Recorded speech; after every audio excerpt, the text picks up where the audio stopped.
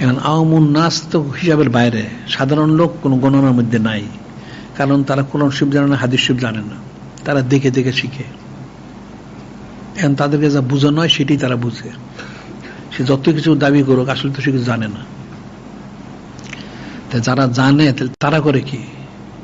তাদের তো উচিত ছিল তাদেরকে বোঝানো, তারা তো বোঝায় না, এরই তুলটা কাজগুলি করে। এখন ছবি তোলা হারাম, এটা যদি আলেমরা সবাই বলতো তাহলে তো কেউ ছবি তুলতো না। বেপর্দা হারাম, সব আলেমরা যদি বলতো বেপর্দা হারাম, তাহলে কোনো আলেমরা কেউ বেপর্দা হইতো না। এরা নিজেরই বেপর্দা হয়, এরাই ছবি তোলে। গণতন্ত্র করা হারাম, এটা যদি আলেমরাই ফতোয়া দিত তাহলে তো কেউ করতো না, এরা নিজেরই করে। তাই এটার ফয়সালা হবে কি? এটা একটা কঠিন একটা অবস্থা।